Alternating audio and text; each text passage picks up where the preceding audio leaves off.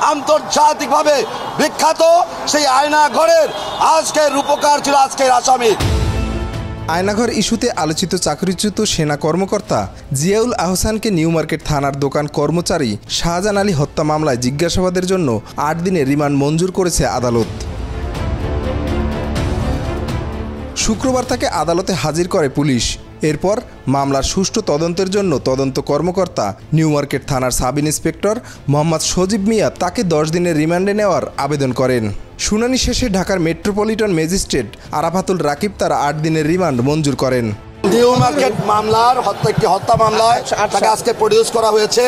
তার বিরুদ্ধে আসলে তো অসংখ্য হত্যা মামলা হবে। আপনারা জানেন তিনি আয়নাঘরের কারিগর ছিলেন, তিনি জেনোসিস্ট, তিনি গণহত্যার একজন অন্যতম আসামি।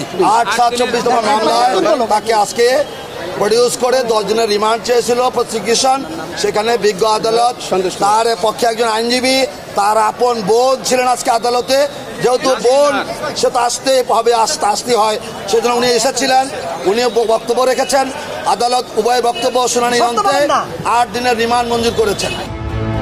এর আগে গতকাল বৃহস্পতিবার গভীর রাতে ঢাকার খিলক্ষেত এলাকা থেকে জিয়াউল আহসানকে গ্রেপ্তার করে পুলিশ। এরপর নিউ মার্কেট থানার ওই হত্যা মামলায় তাকে গ্রেপ্তার দেখানো হয়। গত ১৬ জুলাই কোটা সংস্কার আন্দোলন চলাকালে রাজধানীর নিউ মার্কেট এলাকায় পাপোশের দোকানের কর্মচারী শাহজাহান আলীকে হত্যার অভিযোগে তার মা আয়েশা বেগম একটি মামলা করেন। এ মামলার অভিযোগে বলা হয়েছে, ভুক্তভোগী শাহজাহান আলী নিউ মার্কেট থানাধীন মিরপুর রোডের বলাকা সিনেমা হলের গলির মুখে পাপোশের দোকানে কাজ করতেন। প্রতিদিনের মতো গত ১৬ জুলাই সকাল ৯টার দিকে দোকানে যান তিনি। সেদিন সন্ধ্যায় অজ্ঞাত এক ব্যক্তি মামলার বাদীকে মোবাইল ফোনে জানান যে শাহজাহান আলী গুরুতর অসুস্থ অবস্থায় ধানমন্ডির পপুলার হাসপাতালে ভর্তি রয়েছেন। সেখানে গিয়ে তিনি জানতে পারেন উন্নত চিকিৎসার জন্য শাহজাহানকে ঢাকা মেডিকেল কলেজ হাসপাতালে পাঠানো হয়েছে।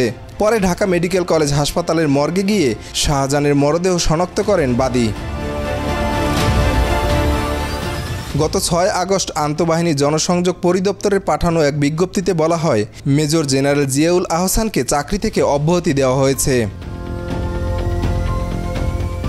২০২২ সালে ৫ সেপ্টেম্বর জনপ্রশাসন মন্ত্রণালয় থেকে জারি করা এক আদেশে ন্যাশনাল টেলিকমিউনিকেশন মনিটরিং সেন্টারের মহাপরিচালকের দায়িত্ব দেওয়া হয় মেজর জেনারেল জিয়াউল আহসানকে। এর আগে ২০০৯ সালে তিনি র‍্যাব ২ এর সহ অধিনায়কের দায়িত্ব পান। একই বছর তিনি লেফটেন্যান্ট কর্নেল পদে পদোন্নতি পেয়ে র‍্যাব সদর দপ্তরের গোয়েন্দা শাখার পরিচালক নিযুক্ত হন।